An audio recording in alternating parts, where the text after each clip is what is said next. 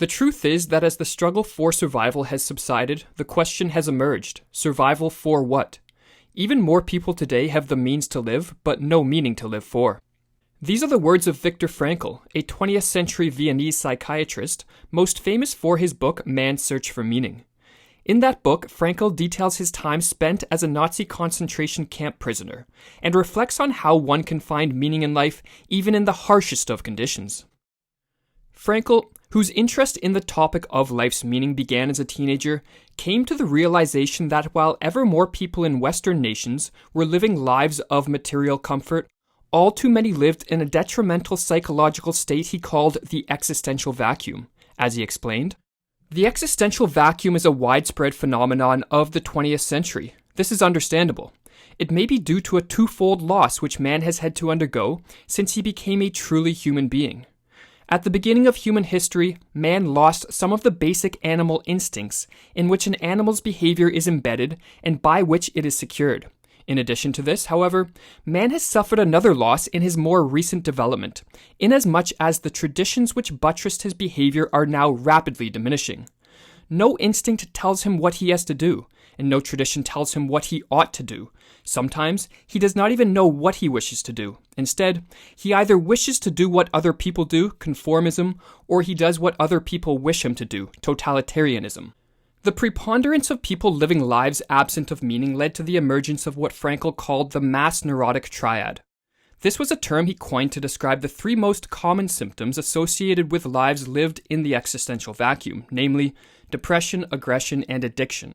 To help counter the dire effects that accompany a life without meaning, Frankl founded a school of psychiatry called Logotherapy, which in Frankl's words, considers man as a being whose main concern consists of fulfilling a meaning and in actualizing values, rather than in the mere gratification and satisfaction of drives and instincts. In the remainder of this video, we will outline some of the key insights of logotherapy, insights Frankl believed could greatly assist one in living a more fulfilling life. A key tenet of logotherapy is that the pursuit of meaning, or what Frankl sometimes referred to as the will to meaning, is the primary motivational factor in humans. This can be contrasted to other schools of psychiatry which maintain that the pursuit of pleasure or the will to power are the primary factors. According to Frankl, it is when individuals fail to find meaning in their lives that they turn to the dogged pursuit of pleasure or power, in the false belief that so doing will fill the void that an absence of meaning has left in them. For those who decide to pursue a more meaningful existence, Frankl emphasized that doing so did not mean searching for the ultimate meaning of life, as he put it. This ultimate meaning necessarily exceeds and surpasses the finite intellectual capacities of man.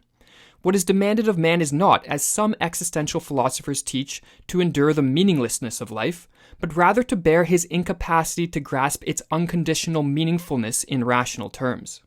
While the ultimate meaning of life is unknowable, Frankl held that each person had the opportunity to realize meaning in their life at a personal level, and so doing would greatly improve the quality of their life.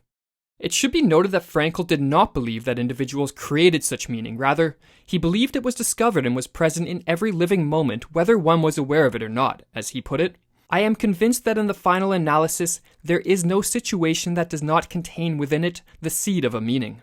In order to discover and realize these personal seeds of meaning, Frankl suggested that for most people a change of attitude is required. We need to stop asking about the meaning of life, and instead to think of ourselves as those who are being questioned by life daily and hourly. Our answer must consist not in talk and meditation, but in right action and right conduct. Life ultimately means the responsibility to find the right answers to its problems and to fulfill the tasks which it constantly sets for each individual. Frankl stressed that as unique individuals, meaning will present itself in different ways to each person. Each of us face different situations in our lives, some of which are more and some of which are less under our control and influence. Frankl's belief was that no matter what fate brought, if one took appropriate action and adopted the right attitude to the situation, a meaningful life could be realized. In a passage in Man's Search for Meaning, Frankl nicely distinguished how actualizing personal meaning differs from the search for abstract answers to life's meaning. To put the question of the meaning of life in general terms would be comparable to the question posed to a chess champion. "Tell me, master, what is the best move in the world?" There simply is no such thing as the best or even a good move apart from a particular situation in a game and the particular personality of one's opponent. The same holds for human existence. One should not search for an abstract meaning of life. Everyone has his own specific vocation or mission in life to carry out a concrete assignment which demands fulfillment. As Frankl notes, often the best way to live a life rich with meaning is to find one's unique vocation. Nothing contributes more to the feeling of a meaningless existence than boredom, and nothing counters feelings of boredom better than having a specific mission to carry out in one's life. In this respect, Frankl was fond of quoting Nietzsche's famous passage that, "He who has a why to live for can bear almost any how." Finding one's why was, according to Frankl, the best way to live a meaningful and therefore fulfilling life. However, for some, adopting a vocation and striving to achieve the goals associated with it is beyond their reach. Instead, some people face situations which they have little control over, situations which can cause immense suffering, such as being diagnosed with a terminal illness or, in Frankl's case, being imprisoned in a concentration camp. But even in such situations, as Frankl discovered firsthand, one has the opportunity to find meaning.